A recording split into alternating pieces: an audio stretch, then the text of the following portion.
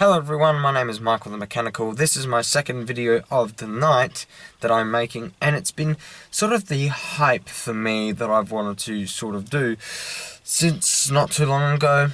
I'm very excited about the idea of getting a job and earning some cash, because it makes me feel like, maybe on the weekend I'll go in the shed and work on my dad's car first, get his XW finished off so he can paint it, and when it's painted we reassemble it, we put the motor in, we get the thing running, and then he just puts some new rubbers on the thing and we drive it out the shed and go for a spin around the block or something nice just to check it out and maybe take it to a show or two. We never know what will happen. But other than that, the more exciting thing for me is the ideas that I've had.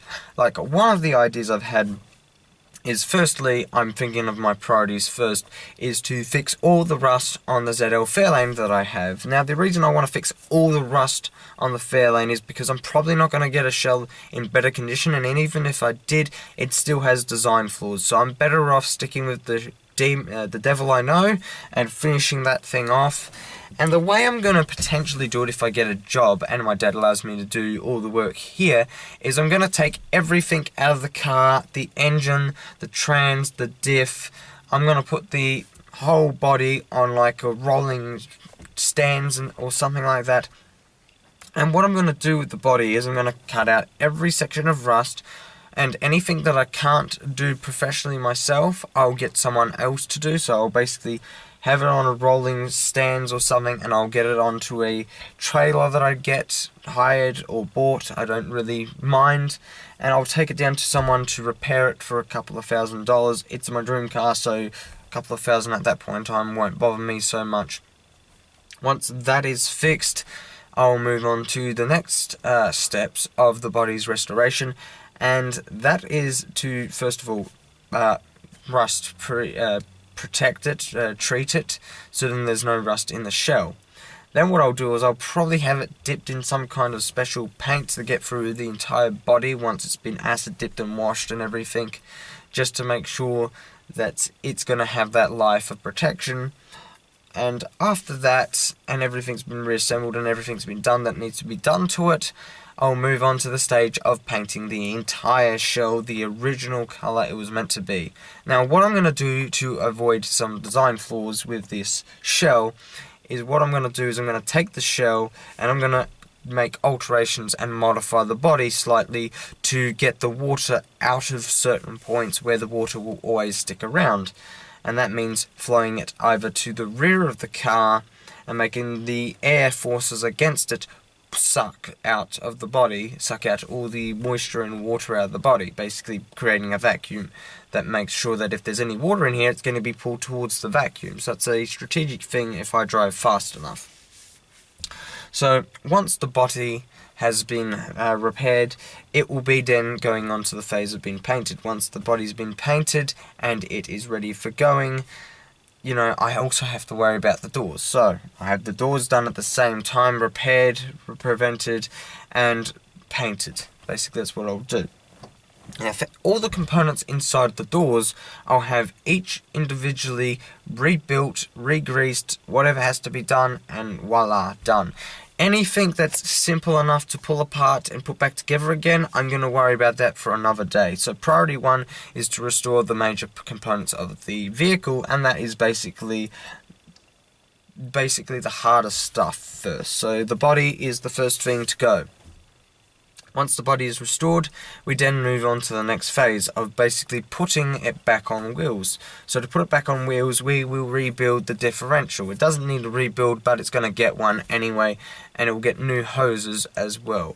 So rebuilding the diff, rebuilding putting new hoses on. Once that's done, we move on to the next part, and that's basically the tail shaft. That will be rebuilt and rebalanced and whatnot. I'll probably get higher quality bolts, and that will be done there. And then we'll move on to the next part, which is basically the mounts and everything for the transmission. Basically have the transmission rebuilt, new mounts, new rubbers, and get it all working nicely. Have a new rebuilt torque converter in it, and that will be ready to go in the vehicle. And probably from that stage on, I'd want to say, yeah, let's get the gearbox and everything in the car. But wait, if the rear end suspension needs replacing, that will go as well, and we'll rebuild that. Front suspension also will get done around the same time that the rear gets done. So all that will get done at once. Brakes will all be done, everything at the exact same time. New wheel bearings, the lot that works. From that point there, we'll move on to the next, which is basically rebuilding the engine. But basically, the engine isn't the first thing I'd put in. No, what I'll do is I'll have the dash done first. The reason I want to do the dash first and the firewall, basically it's the insulation under the hood, is because the transmission can be in the car, so can the tail shaft, so can the diff. But to get out all this stuff that I've already pulled out, you have to have the engine out. So that will be one of the last things that go in. So firstly, I'll be assembling part of the dash, basically putting in the front section of the dash, installing all the wiring looms and everything back into the forward section of the cabin, of the shell, and it will all be restored. So this section here will all be rebuilt, restored, all pretty and nice, like brand spanking new. And then we'll move on to the next step, which is the firewall. Next step after that, rebuilding the engine. Now, I had to come to terms with this a little bit. I decided that if I rebuild the engine, I want to make it a little bit tougher. I want to make it so that it can endure a lot more, and maybe even push out a little bit more performance for its stuff. But I'm not going to try and push it to be a high performance engine. That's not what I want. What I want is basically a stock standard sort of setup. So it's not going to have any alternate components. It's going to have high quality components installed within it, maybe better camshafts and stuff, just to give it that little bit of extra fuel economy and power. But that's all sort of something that's not technically stock, but it will be stock to some extent. Balance the crankshaft. It will give it genuine power without calling it basically a performance modification, because I'm not adding a turbo or anything to this. I don't want to do that. And so yeah, if the exhaust needs rebuilding, that will also be rebuilt about the same time the engine is going to go in, if it needs a rebuild or remanufactured. So once the engine's in, then you have to worry about the exhaust and the extractors and everything. So engine gets rebuilt, the injectors get rebuilt, everything gets rebuilt there, and then it gets all installed with the firewall, and the dash is already in. So the firewall's in, the dash is in, good to go. Okay, so that's done. After that, I'm basically going to reassemble the doors. That's my priority one for that. And I'm going to have them all assembled with the windows in. I'm going to have it all professionally done, by the way, these windows, because they can be a real pain. And if you don't do them really well, which I probably can definitely do, they tend to not go all the way up. So I'm going to assume I can definitely do it, but there's a chance that I won't be able to do it well. From that point onwards, I'm going to have the carpet cleaned or get a new carpet, something very similar in feeling to the original. I might put the dash carpet mat up so it's like that thing that protects it a little bit. But I want to have the genuine look of what the dash looks like, not the carpet on the dash. But that's just personal preference. If it looks better with the carpet, I'll put the carpet on. If it looks better without the carpet, I'll leave it like that. From that point, I have the carpet in. I have all the interior dash sort of stuff in, including the center console, which is also going to be rebuilt. That's all in. I'm going to move on to the seats. All the seats will be reupholstered, costing a couple $1,000s, unfortunately. And they will be using the exact same material that the original seats use. And this is because old material doesn't last long once you put it back in a new car. You can clean it, but it might not last long. So I'm better off having it reupholstered, brand new material which doesn't have any wear and tear in it, and it will last me a while. And it'll be like a brand new car. So I'll have the hood lining done professionally when the windscreens go in. I'll have a brand new windscreen for the front. The rear will have to be a new rubber put on that, and plastic trim, chrome and bumpers and everything will be going on. Bumper on the rear. The boot will also be reassembled with the carpets, the plastics, brand new plastics, because if they're broken and cracked and stuff, then probably not going to last long. And I'll make sure that when they do get put in the car, that they probably have some sort of support to keep them a little bit stiffer and a little bit stronger, because they are very thin, like 1mm thick plastics, and they're very, very not durable. Basically, they're basically so weak that it's not funny, so I'd either have it thicker, or I'd have them install some sort of bracing inside of the plastics to keep them together. So basically, that's my opinion, or that's my plan for the ZL rebuild that I'll do. And that's that one single plan. Once that's done that, I will pass it through Regency. They will pass it and say, hey, this is a perfect car, you can drive this on the road. Once they say that, I'll be then able to drive that car. And when that car gets driven, then it'll be moving on to the second project, which has actually been the best one of them all, just because, hey, why the hell not? The car we are sitting in right now is my everyday driver, with all its little bits and problems and iffy bits and this and that with it wrong and right and whatnot. And the plan with this car is basically to give it a lot more performance, at the same time rebuild the entire driveline so that it's a lot stronger, give it some TLC to the body, and also potentially, if I want to, I could always put a dual cab on here, or I leave it as a single cab, or I get a king cab or something to make it a little bit more comfortable, and do that. And also have the tray repaired so that it's a lot nicer, make it all pretty, have it ready to paint it solid, gloss it, and basically put a clear coat on it for protection. So with the rebuilding the driveline bit, the whole idea behind what I want to do with rebuilding the entire driveline is basically I want to have a fresh new diff. Even though this one's very solid, I want a fresh new diff because I want a brand new four-wheel drive. I want to upgrade the rear end suspension so it's a lot smoother and it feels like a brand new car in some ways, but it is an old car.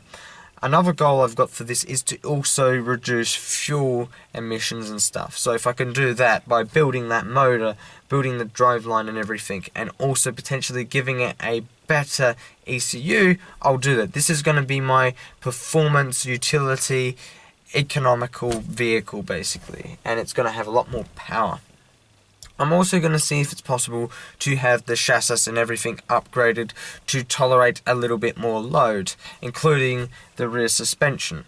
And the front suspension will also be upgraded for a smoother trip if I can. Like, all utilities have that stiff rear end, but they also have a bit of a sort of stiff front end. I want to build this thing to be performance. And I might leave the cab up this high, or I might lower it depending on which position seems to look the best when everything comes out of this vehicle. And for the dash, well, let's just say this. I do and I don't like this dash. For one, the major issue I have with this dash is all the cracking and how useful it is for putting things up there. Like, at times it's helpful, like when I'm making my videos and I want to put a flashlight up there, or I want to put a box of tissues up there, it's useful. I can put my iced coffee up there, I can use it like put my sandwich up there, I can use it as like a table at times, and it's been useful in helping me repair things in here. But the problem with it isn't 100% satisfaction I'm getting out of that dash. So basically a new wiring loom with the ECU and the rebuild of the entire driveline. Okay, what else I will do is I'll have a custom air conditioning unit put in here, custom radio, custom dash. It's all going to be basically customized to suit the look of this car and actually make it feel like it's a part of this vehicle genuinely. So I'll basically have an artist come along, look at the vehicle and say, this is what the vehicle looks like now, this is what we're going to do to improve it.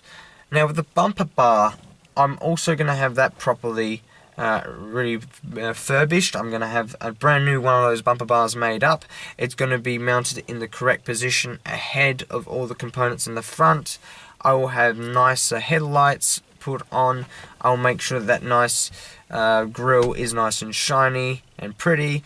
I'll have a bash plate depending on if I raise keep the cab's height up here, or if I lower it, I will not have a bash plate. But Yeah, I'll get a bash plate. Screw that. I'll have a new bumper bar that comes with its own bash plate anyway, and that's what I'll do there.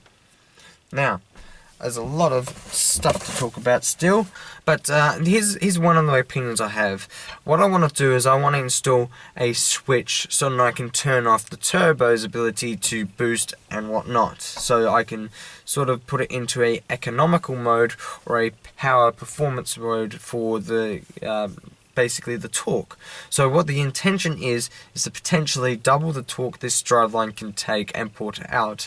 At the same time, make sure that I'm making it perform smoothly and everything. So while it's fun for some people to say wheel spin, this vehicle is fun for just moving because its look just says bite me. And that's why I like this car. It just says bite me in some situations. Not to mention, the problem is, if it was a fast vehicle, this cab is a much better chance of rolling than most other cars. However, that car next to me and my dad's car are practically identical. They feel like they're going to roll wherever you go. This car, however, when I go around corners, I freaking literally lean like this or like this. I look like I'm getting thrown all over the place in this car, and that's why I'm like, yeah, maybe. Now, I'm potentially thinking about getting a bench seat in here. It's original for this cab, so if I got a bench seat in here, I feel like having a bench seat. Otherwise, I do not want a bench seat. I want these seats, but brand new seats in here that are gonna fit, and I don't have this problem where I have to bloody leave it at this point and I can't go any further. Another thing I want to consider is the fact that I don't want my tools in here. This is going to be my work vehicle. Tools and stuff are not to go under the seats, behind the chairs. I want to put them in a tool chest on the back of the ute, but in an efficient way so it doesn't really take away the looks of this thing has the capacity to put things on the tray. I want to keep that capacity. I want to put these tools underneath or to the side somewhere in some way that it won't interfere with the ability to load the vehicle with lots and lots of goodies. So that's a part of the big plan. It's a lot of the big plan, and also the tow bar and tow hitch and height and stuff like that. Yeah, that's pretty much what I'd do. So basically, the inspiration I'm going to take for the dash to make it better is going to come from the ZL Fairlane. So that is what I'm going to congratulate for some of the inspiration, because it has all these push buttons that actually work. No cables that jam on one another. It's all vacuum operated, so there's no moving components via a cable which is going to get jammed up in some other cable's path or something like that. So that's part of the inspiration. For the dash, I still like this analog crap. I call it crap because it works for this vehicle. It says I'm old, I'm powerful, you need to see that I'm actually doing something. And not to mention, it does have the speedo cable. Fairlane, it's my luxury classic car, and I definitely do not want to rip it off and put a dash of that type in here. Basically say, hey, look at my ZL Fairlane. This isn't a ZL Fairlane. I'm going to leave it as it is in terms of analog. I want all the gauges I can possibly have in this to show everything I need to know about the car in terms of warning, the diff is getting too hot, or warning, the gearbox is too hot, or warning, your oil is low, or warning, one of your cylinders is not running efficiently, or warning, coolant's missing, or something to tell me that this is like a modern car, but it's an old car, and it's going to be a unique old car. That's what my big ass plans is. Not to mention, I do still kind of like these window winders, even though they're old and clunky. I still like them. I wouldn't care to have this in my way. Sometimes it does get in the way, but I'd like to keep these for some weird reason. It just suits the car, although they are a bit rattly. Could always go for the next step up and just take this stuff out of that vehicle and put it in here, and then that makes me happy as well. And for the seats, well, the handles are kind of broken, so I'd want new handles and stuff, and that's what I want to do. I want to make this thing look nice, feel nice, and be real as possible. I'm not going to start the car today, but I may start it another day. I want to know what your opinion is in taking this for a nice cruise for maybe the hills sometime when I get the handbrake fixed, because that's probably my most important thing on my mind at the moment. This thing is getting me from A to B. I try to minimize my driving where I can, but I do have the issue of I need to get out. So here's my freedom. Put the key in the locker. Let's go for a ride. That is the correct way to talk about this stuff. So here is the key. It goes into the keyhole, which is hiding right there, and it has a safety as well, so I'm not going to have the radio speaking to us. So I'm going to turn the radio down and be happy that the key is in the locker and we are ready to take it for a drive. So anyway, just because we're here, we're going to have a quick look at the dash and all its little properties that it still has, and prove to you some of the little flaws that I do not like. So if I turn on this little light here, from the angle, I'm going to put you exactly where my eyes are. So from this angle and perspective, I have a big, huge problem. See where the needle is roughly. So this is basically where my eye height is. I'm looking up, I'm looking down at my dash, directly down. Do you see the high speeds I am doing? I do not see anything beyond like 60 kilometers per hour on my speedo, and if I was to go too fast, well, basically what I'm doing is I'm taking my head and I'm bopping down, I'm looking up, and I can see exactly what speed, and I'm bopping up, down, down, down. If you need to really know what this is, then okay, I might show you later. Other than that, this little yellow handle is barely visible in some situations where the dash isn't really bright enough. So I feel like this handle needs to have its own light to it to light up the tip and say this is where I'm at in terms of speed. That's one thing I do not like about this dash. Another thing I will mention is the fact that it is a bit scratched up, and that's my fault because I pulled this dash apart to put this new cluster in, and I sort of took the old thing for the revs to tell me how many revs I'm doing, and I modified it so that I could have the oil and the volts. If I could do them way better, I probably would cut them a lot better, but yeah. So next up is we got the radio. It's nice and glowing really well, but it overpowers the fact that this thing doesn't even work really well. There's a light behind there, but it doesn't work. Next is the ashtray. There is no light working in the ashtray. That's broken, and that's light right there. It just doesn't work well depending on the scenario. So if I turn the lights on, dials down, turn it off, dials up. It is awesome to some extent, this car, but it does have its flaws everywhere. And it has lights on the front and rear. It does exactly what it needs to do. And I do want to turn up the radio's volume and listen to some music. But for now, I'm very happy with this vehicle. I'm going to deal with what I've got, be happy with and grateful for what you've got. I just realised that I still haven't put that plastic piece in yet. There is a bit of rust under the carpet, but there are no holes in this body besides the fact that it almost got a rust hole in a panel over there. So I'd basically replace that. That's like only $160 for a brand new panel. So, shall I tell you some of the research figures that I have gotten for some of this stuff? Not all of it, just the motor basically. And a dash would basically be, I'm going to say brand new dash might be something like $3-4 grand. Engine rebuild would be something along the lines of $2,000 depending on high performance or not. Transaxle probably be about $2 grand.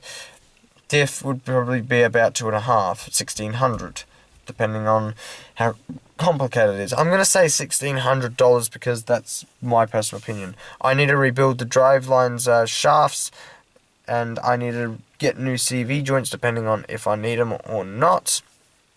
Well bearings, I do the same thing for both my cars. I rebuild the drive lines and stuff. So I don't know whether you guys agree with me, if I'm talking a bit stupid or something, but this is why I like cars so much, is because I like brand new old stuff. Unlike some people, they like to deal with their crude stuff and like to have fun with their bumpy, rocky road cars where they go all stupid. I want to make this thing like a performance car at the same time. I want it to only do what I need it to do and have a bit of fun with it where I can. I want it to sort of be legal for a P plater though. I'm on my Ps now, but not for long. So I've got 1 year left on my Ps and I am on my full license, meaning I could drive this car with all its little improvements and modifications. But if, say for example, I ended up on my P's, I would have the ZL Fairlane, because that is my restored classic car that I can show off with and have a bit of fun with legitimately.